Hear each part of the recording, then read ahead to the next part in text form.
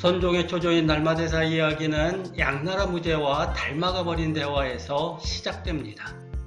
양나라 무제가 인도에서 온 달마에게 자신의 업적을 자랑했습니다. 짐이 즉위한 이래 절을 짓고 경을 쓰고 승을 기른 것이 셀 수가 없다. 이만하면 어떤 공덕이 있겠는가? 전혀 없으리라. 뭐라고? 공덕이란 인간과 하늘이 베푼 사소한 결실에 지나지 않는다. 게다가 끝내는 번뇌의 씨앗일 뿐이고 그저 그림자에 불과하니 헛되고 헛된 것이다.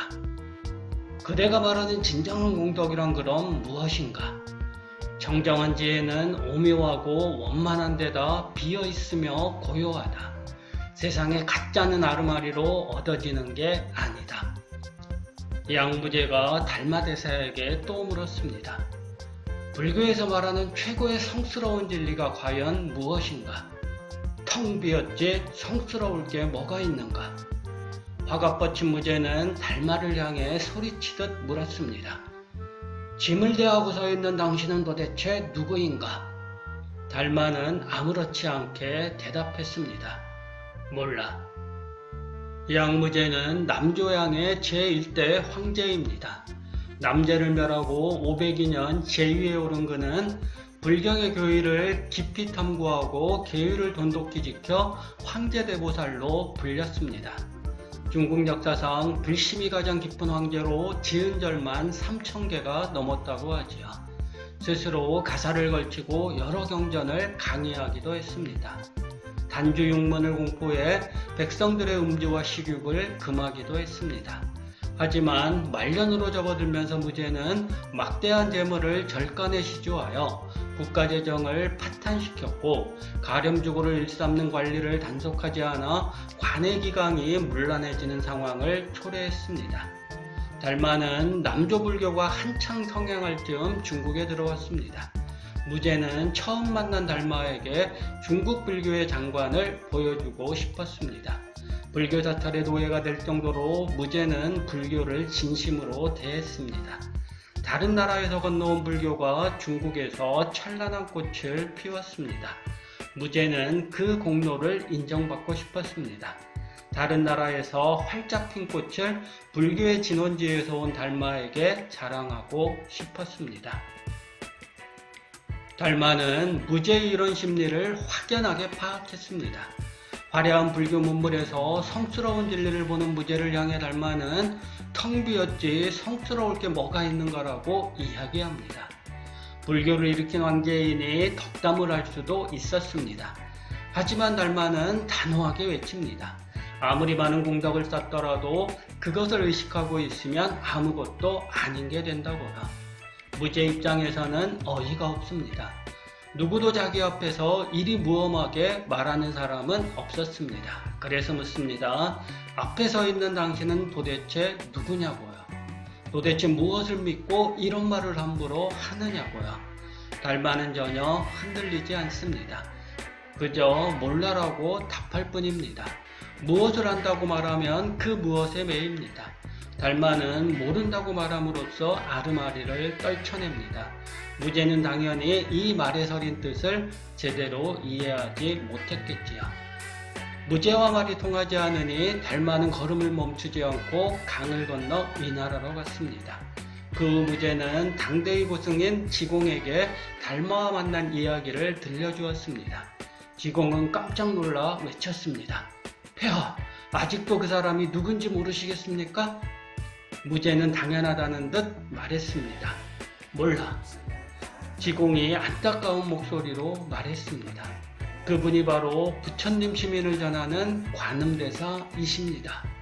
관음은 세상의 아픈 소리를 듣는 관음보살을 가리킵니다. 관음보살은 인간의 모습으로 나타나 뭇중생들을 제도하지요. 부처의 시민을 전하는 관음대사를 황제대보살로 불리는 무제가 내친 꼴이 됩니다. 땅을 치며 후회해도 소용없습니다. 뒤늦게라도 무제는 사신을 보내 달마대사를 융숭하게 맞이하고 싶지만 달마가 과연 발길을 돌릴까요? 지공은 단호하게 말합니다. 폐하, 사절을 보내봤자 대사는 돌아오지 않을 것입니다. 쓸데없는 일은 하지 않는 게 좋습니다. 무제는 다른 이는 상상할 수 없는 보시를 했습니다. 하지만 그는 그 보시를 자랑으로 여겼습니다. 달마는 무제의 이런 행위 생각을 인정하지 않았습니다. 깨달음을 추구하는 승려에게 무제는 자신이 벌인 불사를 자랑하고도 무엇이 문제인지 몰랐습니다. 아무도 모르게 하는 보시가 가장 큰 보시라는 부처의 말을 마음 깊이 새기지 못한 것이지요.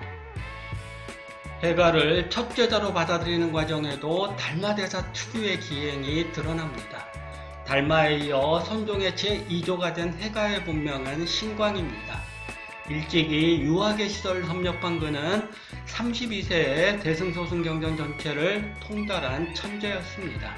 한데 40세에 이르러 갑자기 머리가 아프더니 무슨 일을 해도 의욕이 나지 않는 상황에 빠졌습니다. 요즘으로 따지면 우울증에 걸린 거지요. 해가는 달마를 찾았습니다. 달마는 제자로 받지 않을 것이니 헛수고하지 말라고 단호하게 말했습니다.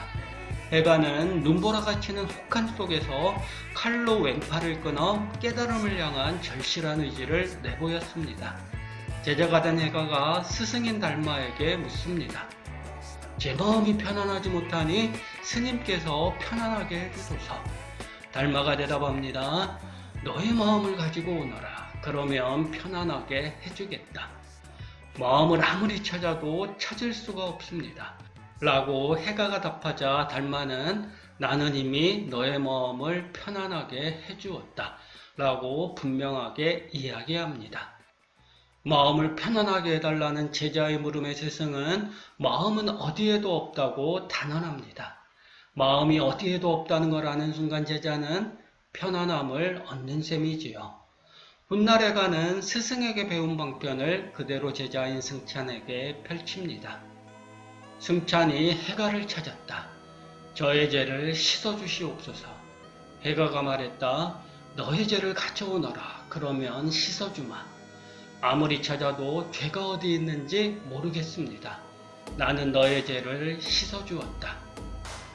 선종의 제3조가 된 승찬은 문둥이였습니다. 요즘은 한센병이라고 하지요. 승찬은 온몸을 들끓게 하는 통증보다 천벌을 받는 상황에 절망했습니다.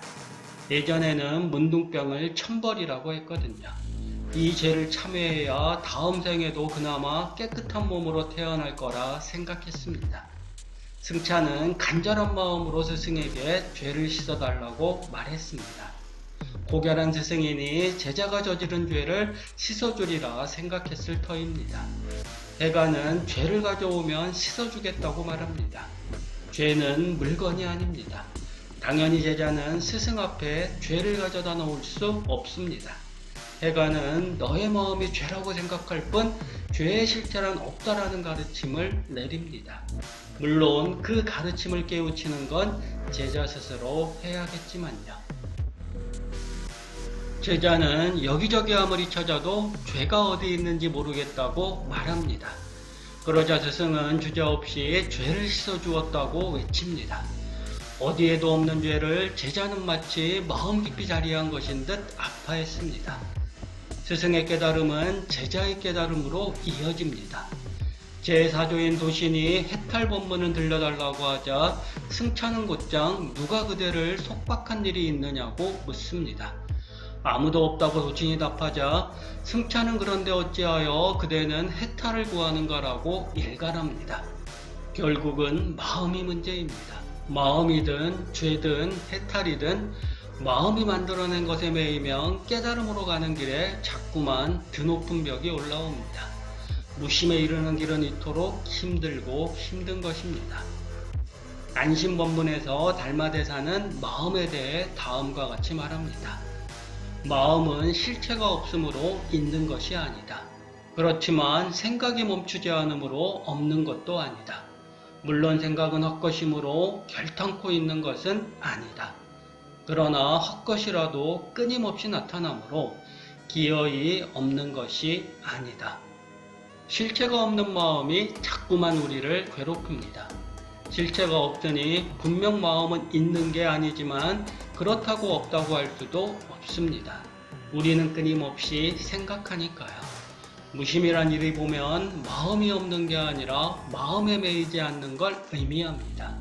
탐진치, 곧 욕심과 분노와 무지를 타파하는 일은 한순간에 이루어지지 않습니다. 고요한 마음에 이르렀다고 생각하는 바로 그 순간 우리는 마음 깊은 자리에서 일렁이는 생각에 치를 떱니다. 생각은 헛것입니다. 하지만 헛것인 그 생각은 늘 떠올라 우리를 한없이 괴롭힙니다. 도무지 속을 알 수 없는 이 마음을 내려놓으려고 달마대 사는 서쪽에서 동쪽으로 걸음을 옮긴 것은 아닐까요?